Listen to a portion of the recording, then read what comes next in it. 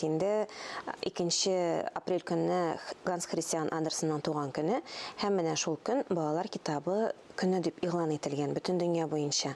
Мин үзебезнең балалар китапларының иң әйбәтләрен генә җыеп алып килдем монда. Виртуаль чынбарлыкны да үзебезгә хезмәт иттерәбез димәктән, менә бу китапта бу 0-дан 2 яшькә хәтлек балалар өчен уку китабы. Монда бөтен жанрларда бар. Ул яшьтәге балалар өчен нәрсәләр кызыклы һәм нәрсәләрне алар белергә тиешләр, әтигәниләр нәрсәләр укырга тиешләр монда җыелган. Һәм ул китапта менә шушындый QR-код та бар. Бу QR-код аша кирип, без яшь әниләргә, әле беренче бәбиләрен генә алып кайткан, бишек җырларын бөтенләй белми торган әниләргә ярдәм булсын дип, бик талантлы артистыбыз, җырчыбыз Сәйдә Мөхәммәтҗанова башкаруында бишек җырын куйдык. Менә шулай итеп, төрле QR-кодлар аша компьютер дөньясына да кирергә туры килә китаплар белән бергә. Һәм әйтик, мәсәлән, мин монда алып килмәдем, инде аны Таң батыр дигән китап чыгарган идек без. Менә шушындый төрле формага кертеп киселгән иде ул. Анда без 2 QR-код белән чыктык. Аның берсенә кирип бала Таң батыр әкиятен тулайым тыңлый ала, икенчесенә кирип Таң батыр дигән мультфильм бар иде безнең Гарик Сайфетдинов дигән кеше ясаган 90нчы еллар башында. Менә шул мультфильмны карый ала татар телендә.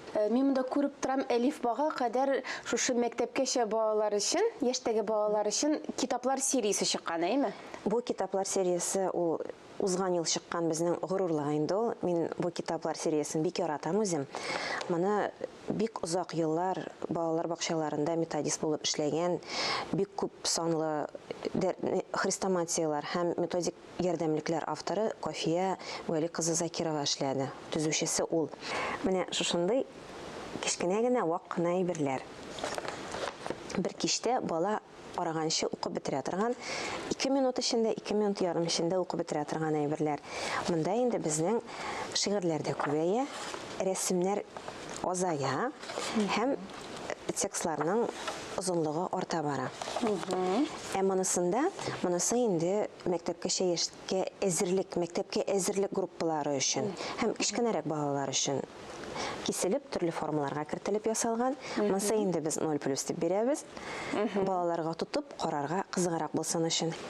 Бик күркәм. Уенчык форматында. Аннары мәктәп балалары өчен энциклопедия сериясе әйме бар? Мәктәп балалары өчен энциклопедиялар сериясе монда 10 китап иде. Мин аның 2-сен генә алып килдем. Бөҗәкләр, илләр һәм континентлар. Моны инде без башлангычлардан алып, алардан зуррак шулай ук үсмерләргә дә адреслыйбыз. Моны мәктәптә дә кулланырга була, үзеңнең кызыксынуларыңны да басарга була, буларны укып. Бик кызыклы, кайвакытта өлкәннәр, олылар да белми торган әйберләр бирелгән. Айсылу ханым, шулай да китапларны сайлаганда әти-әниләргә нинди киңәшләр бирер идегез сез? Әти-әниләргә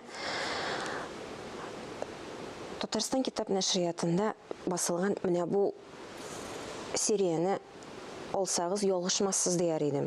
Чөнки монда тикшерелгән һәм яшь үзенчәлекләренә туры китереп төзелгән әйберләр, әсәрләр бирелгән. Балаларны китап укудан айырмасак иде һәм балаларны китап укырга өйрәтсәк иде.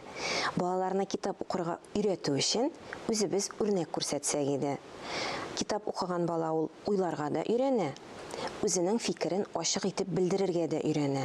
Рәхмәт сезгә бик зур. Балаларыбыз шундый булсыннар иде. Нәкъ тә шулай булсын, исән-сау булыгыз.